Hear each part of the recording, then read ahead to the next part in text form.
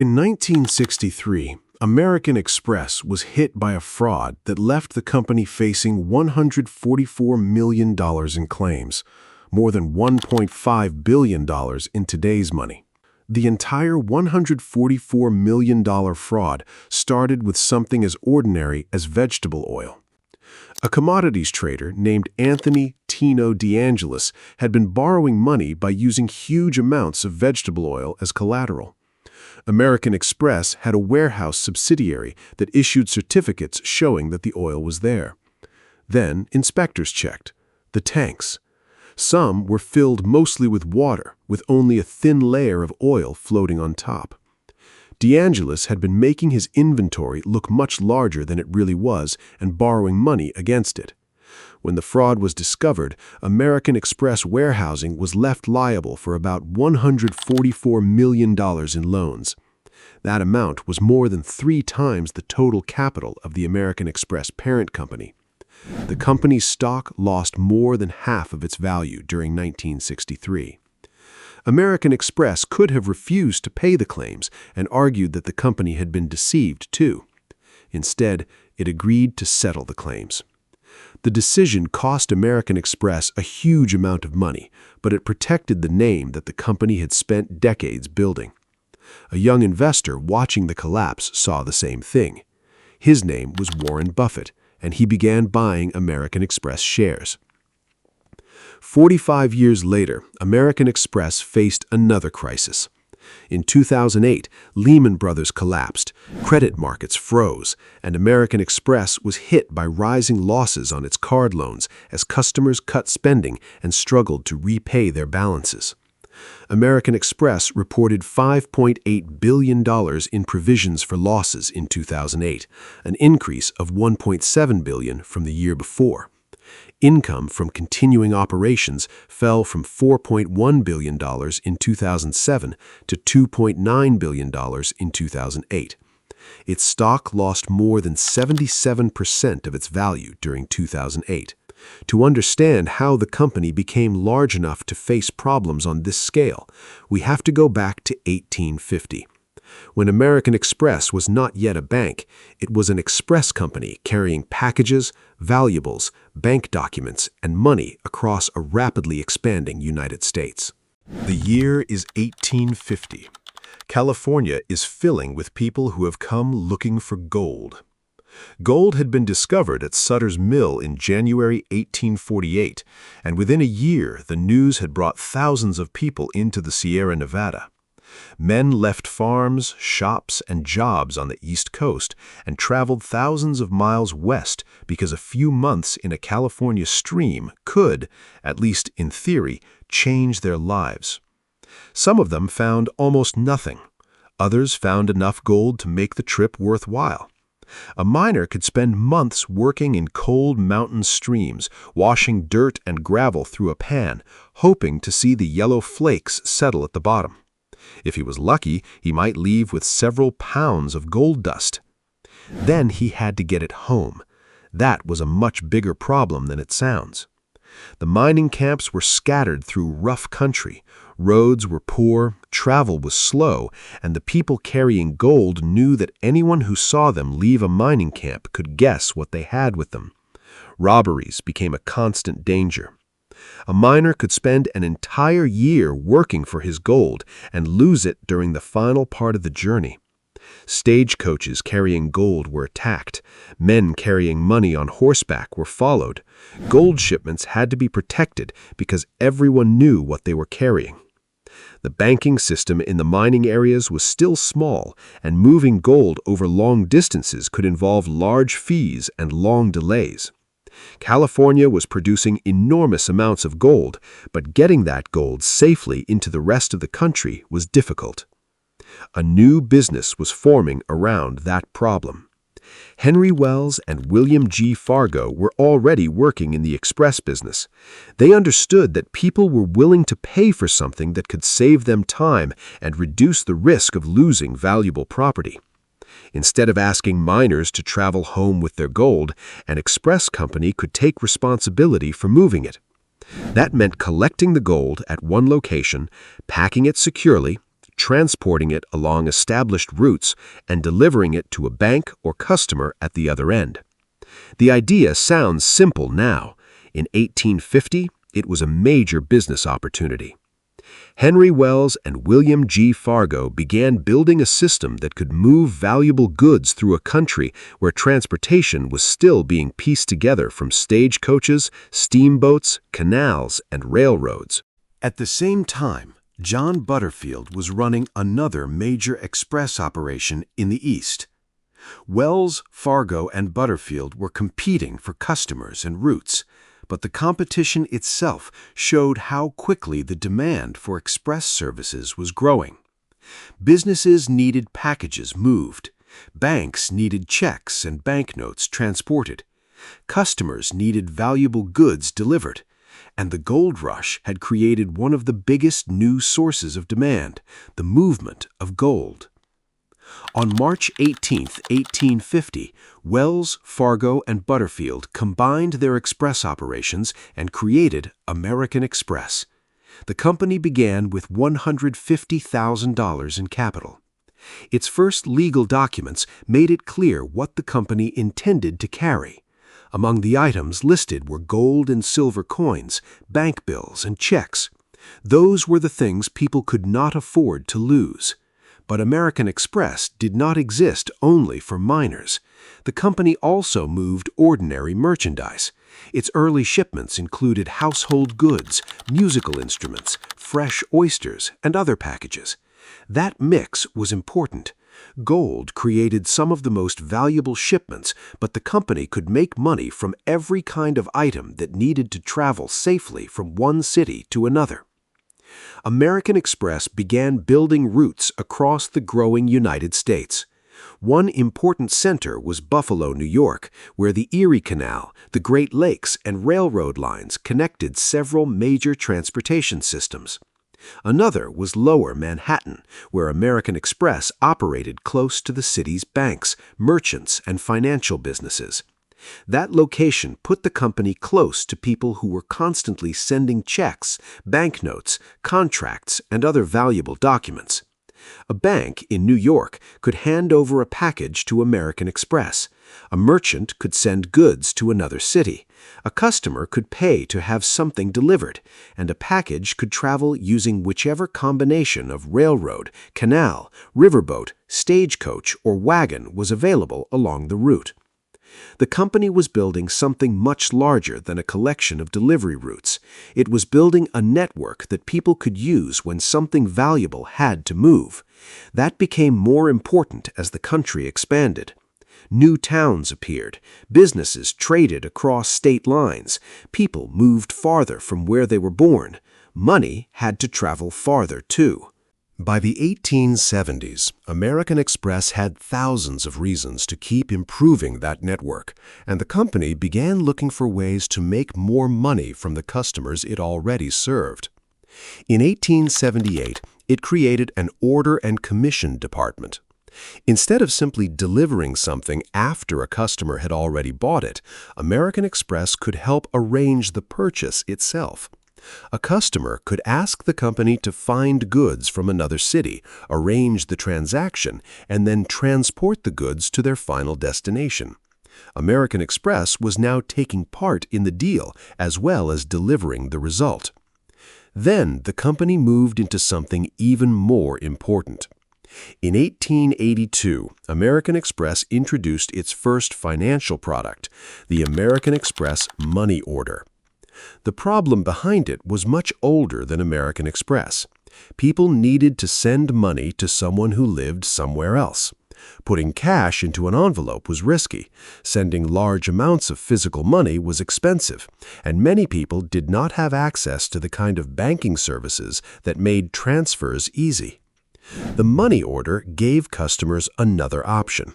A person could give money to American Express and receive a document showing the amount. That document could be sent to someone else and exchanged for money. The cash did not have to travel with the document. For American Express, this was a major change. The company had spent its first decades physically moving valuable things. Now it was creating documents that could represent money and move between people. And the company already had offices and agents in many places where those transactions were taking place. That network would soon become even more valuable.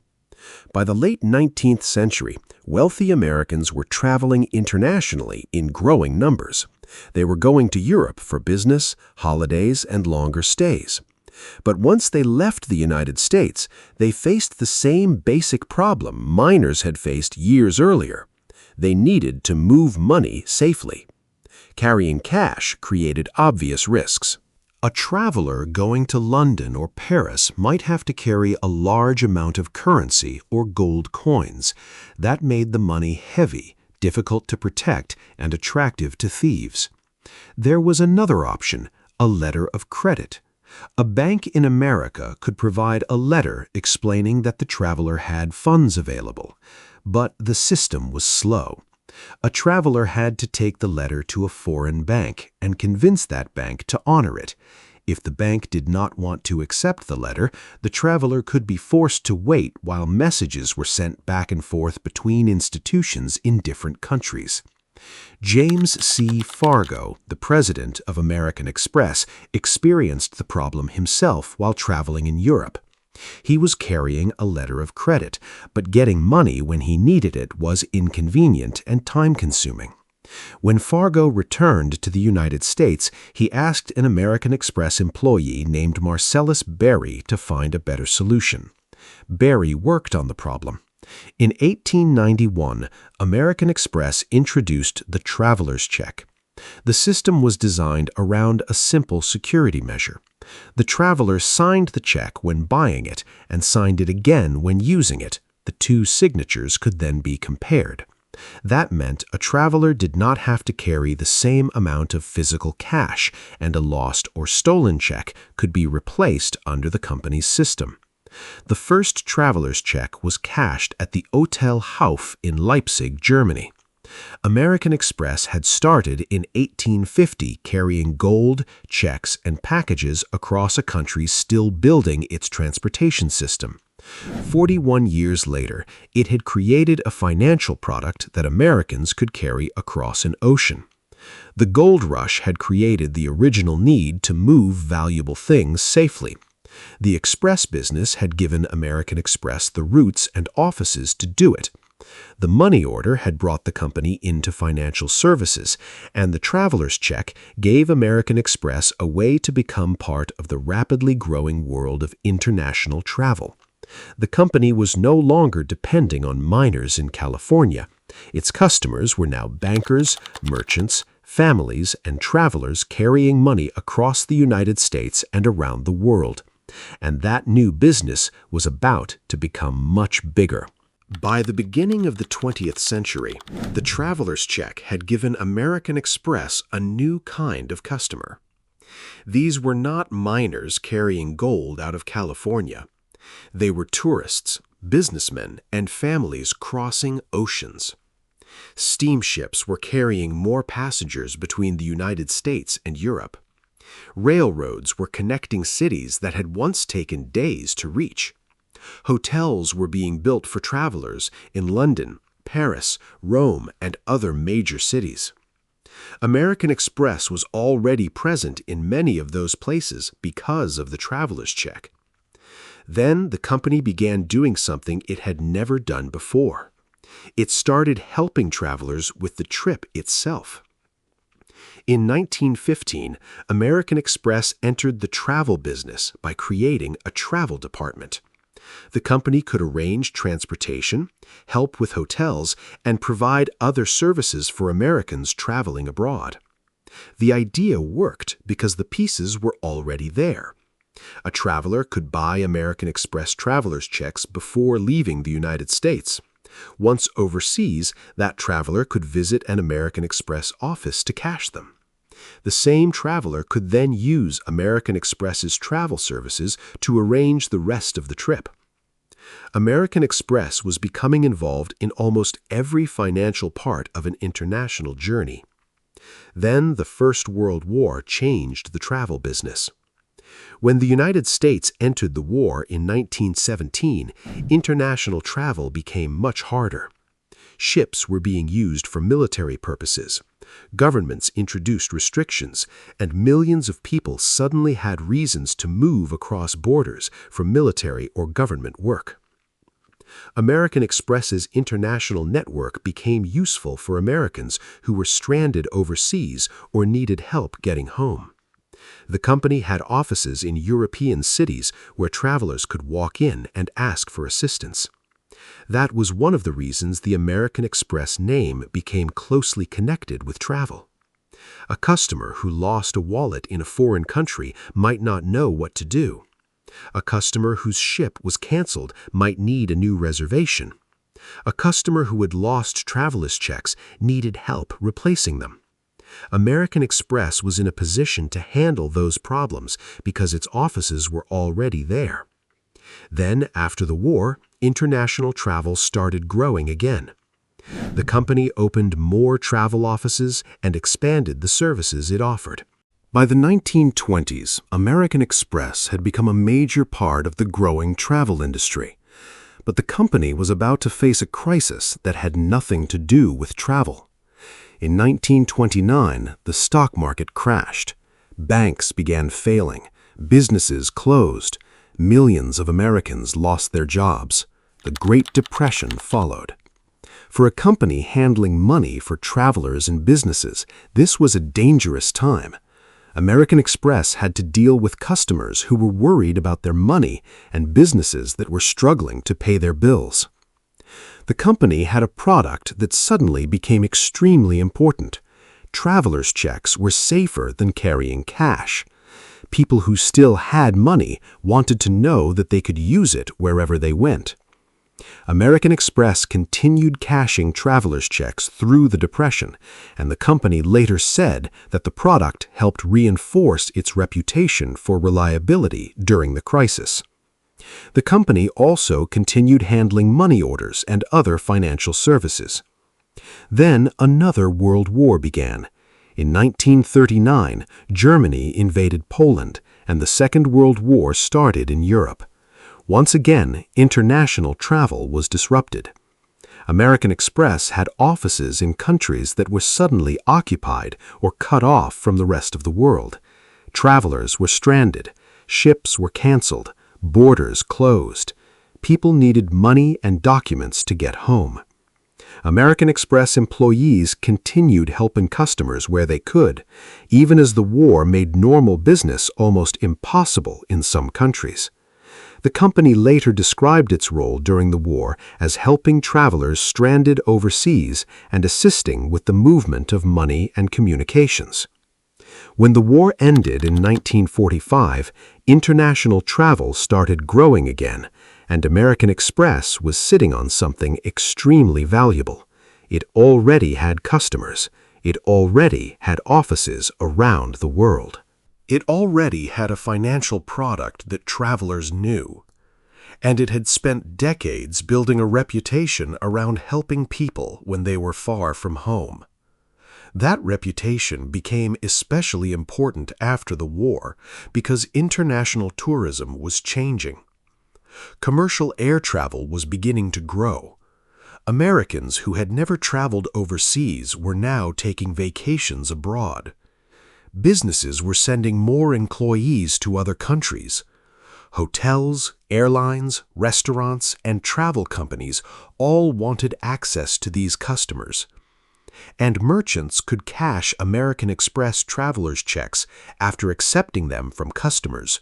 The company was building a system around travel. But another change was happening in America. People were starting to use credit in a completely different way. Department stores had offered charge accounts for decades. Customers could buy something and pay the store later. Then, in the 1950s, general-purpose credit cards began appearing. The idea was simple. Instead of having an account at one store, a customer could carry one card that could be used at many different businesses. For American Express, that created a serious problem. The company already had a successful paper payment product. Traveler's checks were bringing in large amounts of money. But now, customers were being given another way to pay without carrying cash. And the new cards could be used for everyday purchases, not just travel. American Express executives began discussing whether the company should enter the card business. The debate lasted for years.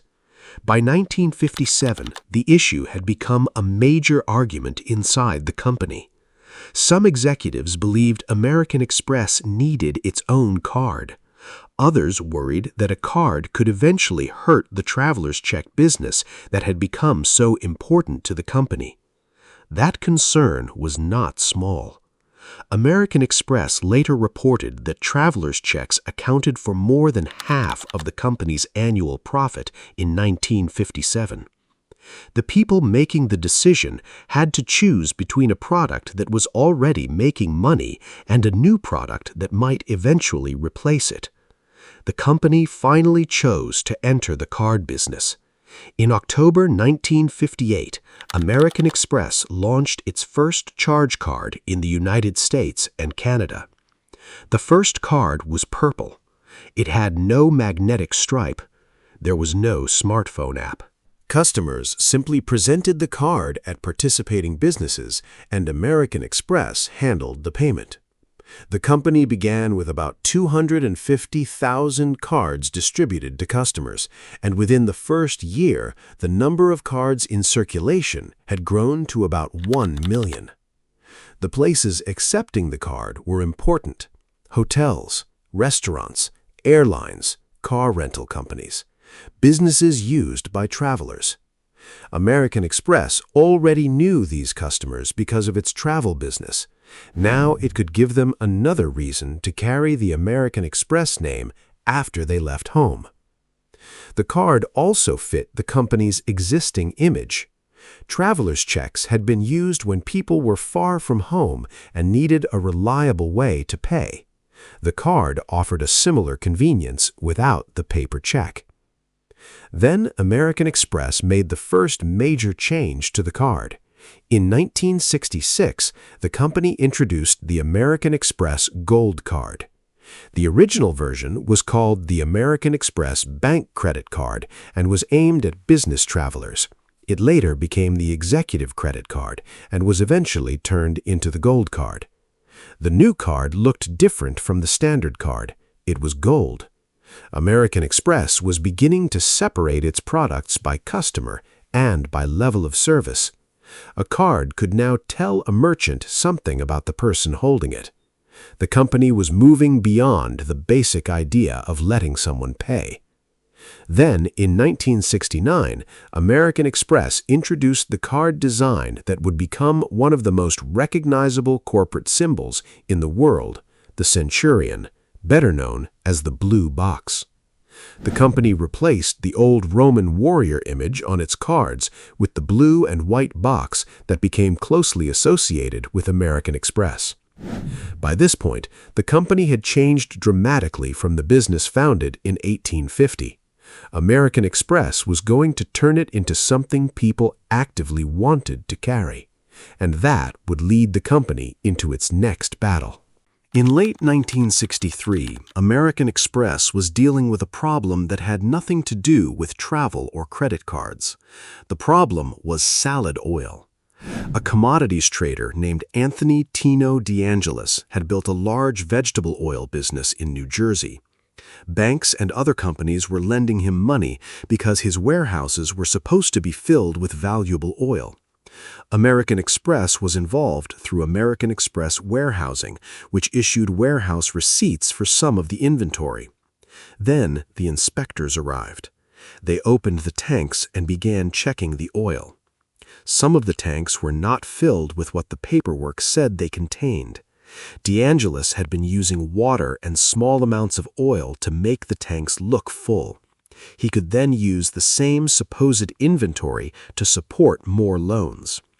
When the fraud collapsed, American Express warehousing was left liable for about $144 million in loans. That was more than 3 times the total capital of the American Express parent company. The company's stock lost more than half of its value. American Express now had a choice. It could argue that DeAngelis had committed the fraud and refused to take responsibility for the losses. Instead, the company agreed to settle the claims. That meant American Express was going to lose a huge amount of money from a fraud it had not committed itself.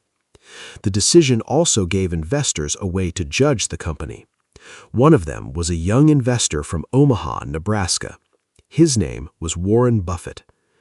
Buffett began buying American Express shares while the stock was still damaged by the scandal. American Express later said that Buffett recognized that the company's main business was still profitable and that its decision to pay the claims protected the value of the American Express name. The scandal eventually faded. The card business kept growing, but American Express now had another problem. The company was entering a market where it did not control the rules. Visa and MasterCard were building large networks of their own. Banks were issuing cards directly to their customers, and many of those cards offered revolving credit, meaning customers could carry a balance from one month to the next and pay interest on it. American Express had taken a different approach. Its original card was a charge card. Customers were expected to pay the full bill when it came due. That worked well for business travelers and higher-income customers, but it also limited the number of people who could use the product. A customer who wanted to borrow money for several months could use a bank card instead. American Express had to decide whether to change that model. At first, it concentrated on the customers it already knew. The corporate card was introduced in 1966, giving businesses a way to manage employee travel and other company expenses through American Express. That created another source of card spending. Instead of waiting for individual consumers to discover the card, American Express could go directly to businesses and sign up entire groups of employees. A company could issue cards to executives and travelers, receive records of their spending, and use the information to keep track of business expenses.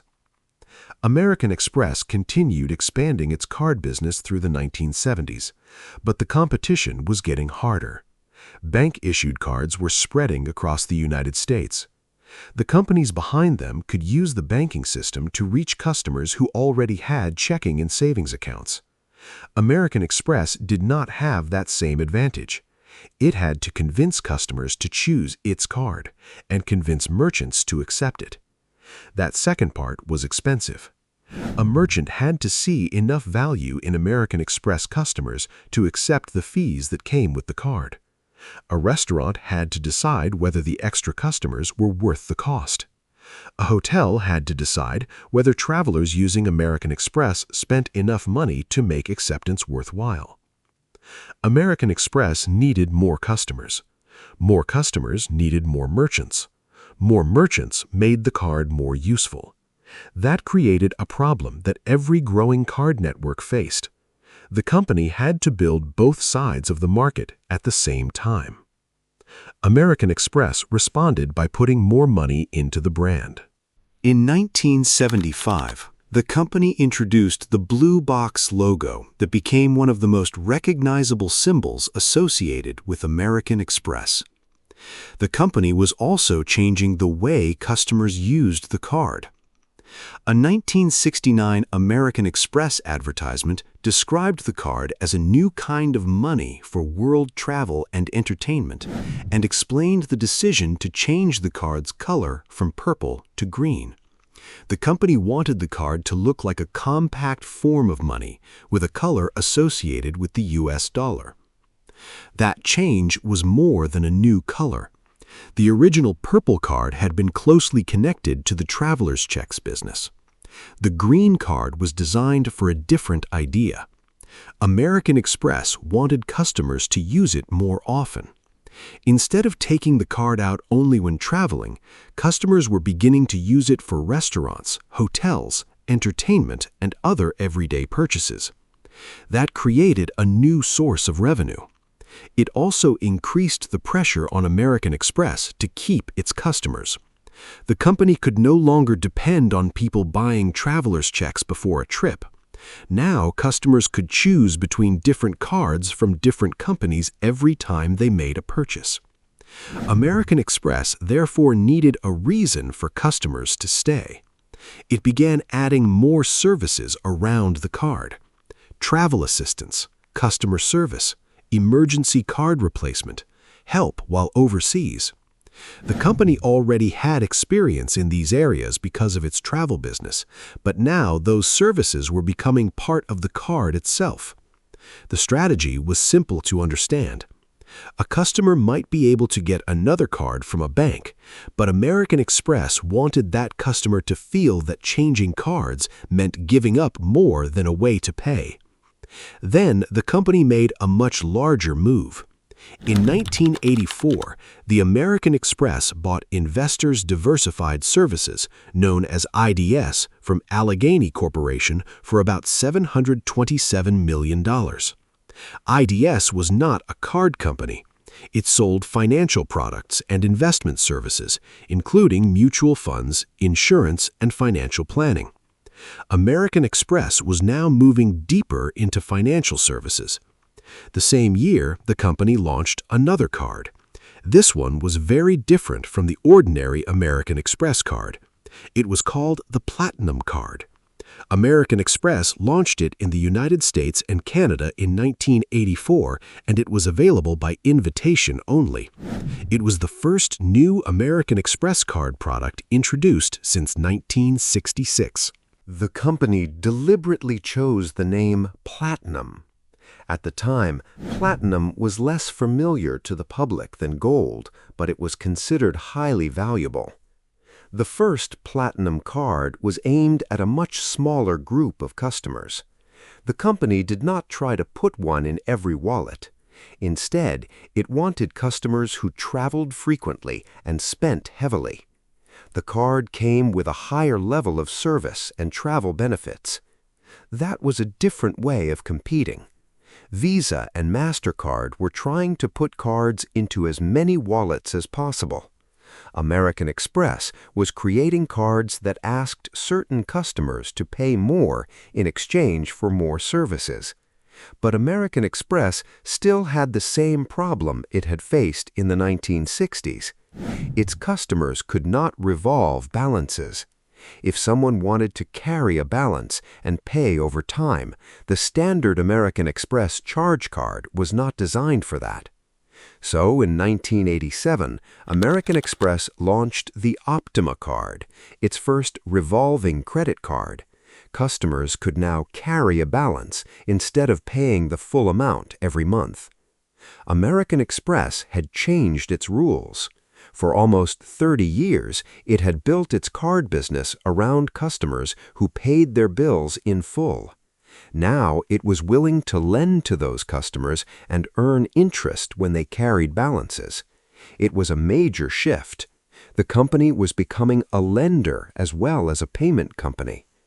The next year, in 1988, American Express introduced its first card specifically designed for small business owners. The company now had separate products for individual consumers, travel browsers, large corporations, small business owners, and very high-spending customers. The card business was no longer one product. It was becoming a collection of businesses. But the larger American Express became, the more complicated the company became. The Express Company, founded in 1850, had spent decades building travel and payment services. Now it owned an investment company, and it was trying to compete with huge banking networks. American Express had succeeded at doing almost everything it had tried. The problem was that all of those businesses now had to work together. It also had a large financial services business selling investment products and financial advice. But the company still needed to give customers a reason to keep using American Express instead of switching to another card. The answer began with rewards. American Express introduced membership miles, one of the industry's early multi-airline rewards programs. The program later became Membership Rewards. The idea changed the relationship between the company and the customer. Before rewards, a customer used the card, paid the bill, and moved on. Now, every purchase could build towards something: a flight, a hotel stay, a trip, a future purchase. The more the customer used the card, the more useful the rewards became. And the more useful the rewards became, the harder it was to replace the card with another one. American Express began adding partners to the system. In 1995, the company launched its first co-branded card with Hilton. Now, a customer could choose an American Express card partly because of what happened outside the payment itself. A hotel stay could earn rewards. A future trip could use those rewards. The card could become part of a travel routine. In 1995, American Express introduced ExpressNet, its first interactive online service. The Internet was still in its early years. Most people did not manage their finances from a browser. But American Express was beginning to move parts of the customer relationship online. That would become much more important in the years ahead.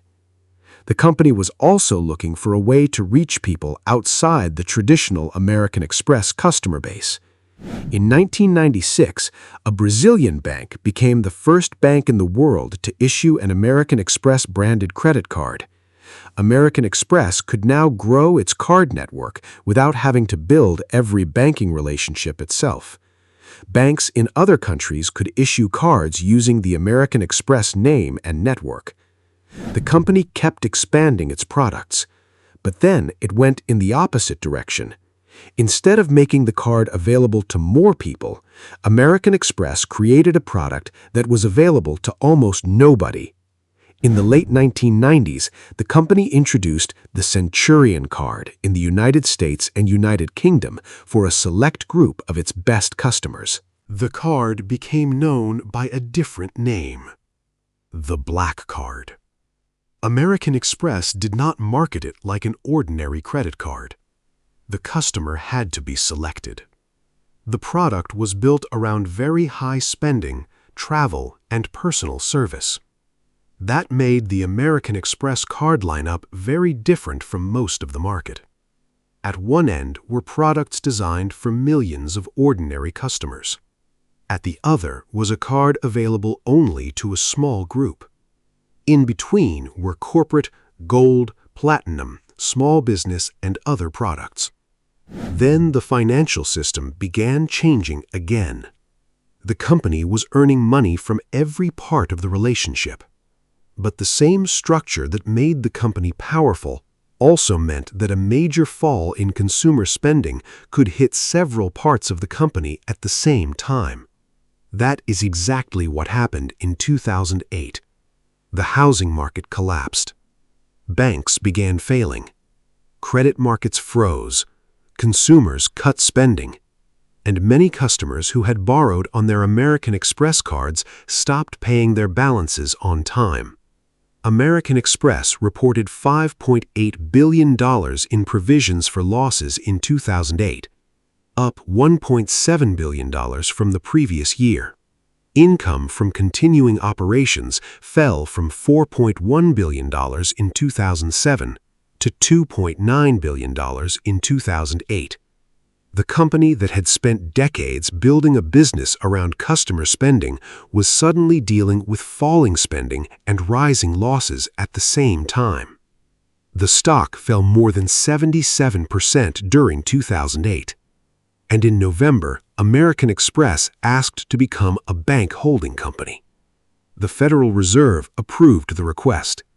That decision gave the company access to additional sources of funding during a period when normal credit markets were barely functioning.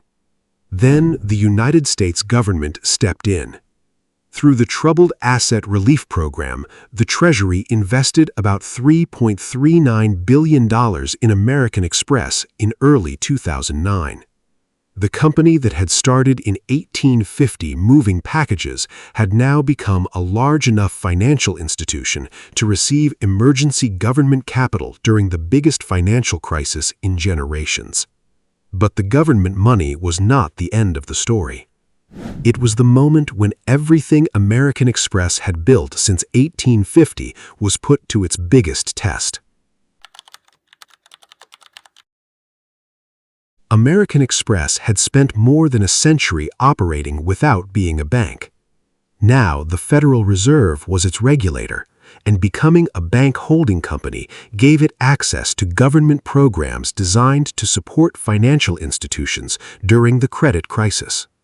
The company did not keep the government's money for long. On June 17, 2009, American Express bought back the $3.39 billion in preferred shares at their face value. Then, on July 29, 2009, it bought back the Treasury's warrant for $340 million. The government had invested $3.39 billion. Less than 7 months later, American Express had returned the preferred shares. The crisis had forced American Express to change again. It had begun the century as a travel and payments company. It entered the crisis as a large card lender. It came out of the crisis as a bank holding company with a much greater focus on its card members, rewards, and digital payments. And the company did not go back to the way it operated before. In 2011, American Express launched Serve, a digital payment service that allowed customers to send, receive, and spend money online and through mobile phones. The company was moving into another new payment system. The same company that had once carried money in boxes was now moving it through phones and computers.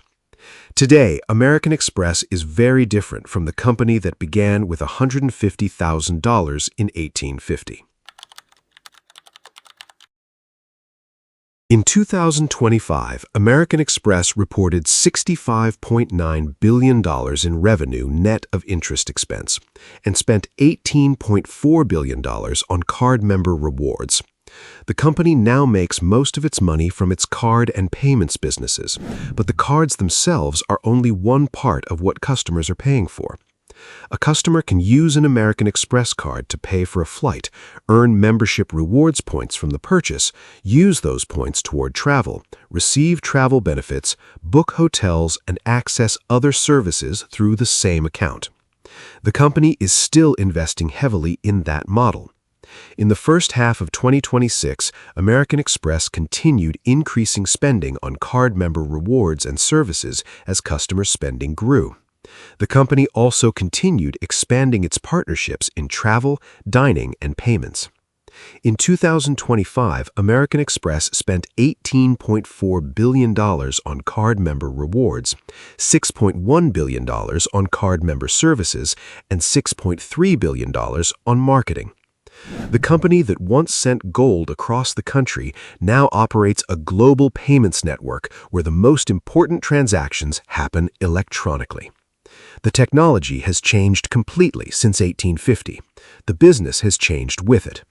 But the basic story is still recognizable. American Express began because people needed a safer way to move valuable things. Then it helped people move money. Then it helped them travel with money. Then it gave them a card to spend it. And today, the company is trying to make that card useful long after the payment itself is finished. And if you enjoyed this story, subscribe to the channel for more finance-related documentaries. And if you have ever used American Express, tell us in the comments about your first experience with the card.